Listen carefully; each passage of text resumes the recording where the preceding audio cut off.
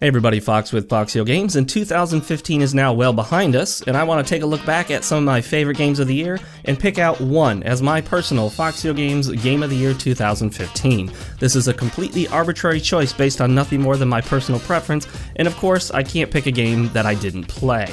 Now, unfortunately, I didn't have a ton of time to play games in 2015. I was busy with a lot of other stuff in my life, but 4 games in particular stood out to me, and they all happened to be pretty big releases except for maybe one of them. The first one was, of course, Bloodborne, the PlayStation 4 exclusive that followed in the lines of Demon's Souls, Dark Souls, and Dark Souls 2. The second is The Witcher 3, which I played on the PC and was an amazing experience, of course. The third one was, of course, Fallout 4, which I played on the PC as well. And the fourth one I picked is probably the least popular of these and the one most of you probably missed or maybe haven't even heard of, and that is Xenoblade Chronicles X, an exclusive for the Wii U, which is probably its greatest downfall in that not many people own a Wii U.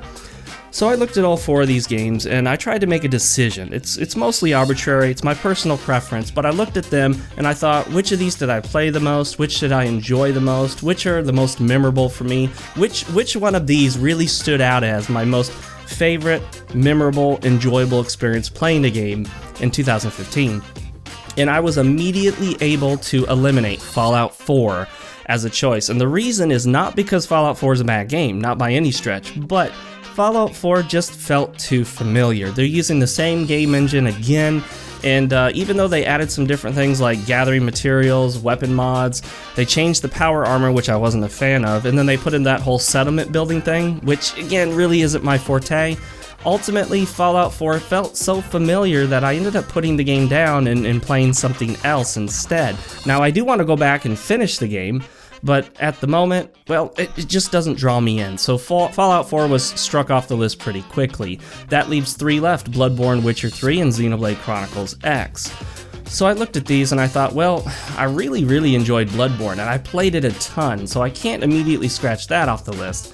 But The Witcher 3, despite being definitely, unquestionably, objectively one of the best games of the year in terms of graphics and storyline, well, it just didn't compel me to keep playing it non-stop. I mean, I kept putting it down and getting back to it and picking it up, and when I did play it, I really enjoyed it, but ultimately, I found it too easy to put it down and get distracted by other games. So, lacking that compelling nature that I found in the other games, I decided to scratch The Witcher 3 off my list. Now I know most of you probably think that that deserves a higher place on the list, but ultimately for me, like I said, I found myself putting it down and constantly have to tell myself like, oh Fox, remember, play Witcher 3. And for me, the best game of the year should not be a game where I have to remind myself to play it. So that leaves us with Bloodborne and Xenoblade Chronicles X. Now I know for most of you you're probably thinking, what the heck man, Xenoblade Chronicles X? I don't even know what that is. But that's because you probably don't have a Wii U. Xenoblade Chronicles was one of my favorite games of all time. It was an exclusive on the Wii. You can get it to work on emulation on the PCs and the Dolphin emulator, which makes it look even better. But Xenoblade Chronicles X had a few issues. Bloodborne did too. I felt like Bloodborne's fast-paced, twitchy combat pushed the Souls game engine, the Souls game formula, to its limit. It sort of exceeded the limit of what that engine was meant to do, in my opinion, and so there were a few little flaws in the core mechanics of Bloodborne. I think ultimately, the Souls engine, the Souls formula, the Souls structure, the game design, all works best in a Demon's Souls, Dark Souls format, where you're using shields and different levels of armor and different roll speeds and the like. But with Bloodborne, you were mainly stuck with one roll speed. Armor didn't really make a big difference for the most part. There weren't like different classes of armor and weights, and you know, you had limited amount of weapons. Even though that didn't bother me too much, there wasn't a lot of variety. Bloodborne had its issues, but on the other hand, while I really enjoyed Xenoblade Chronicles X, it had amazing combat. It was a really deep game. It was a massive world. There was a lot of fun in the exploration, and it was really cool to fly around in the skells, which are kind of the mechs in that game.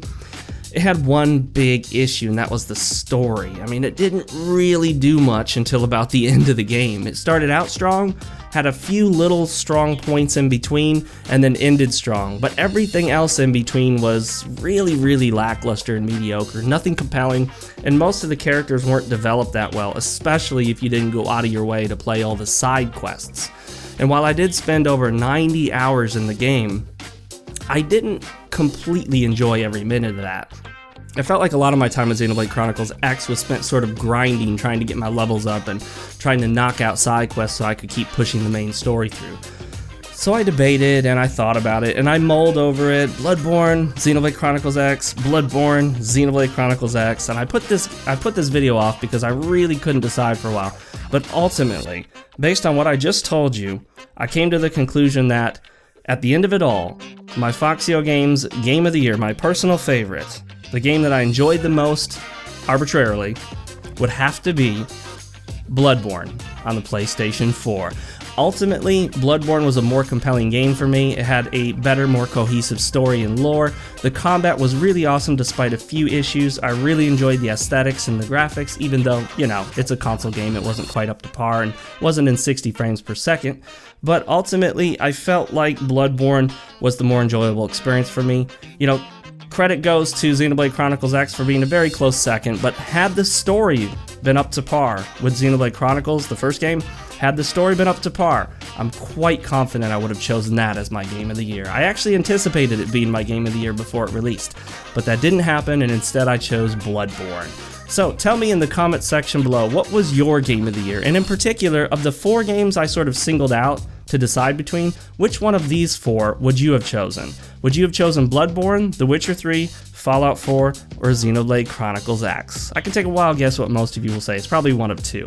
But I am Fox with FoxeoGames, and I will see you guys next time.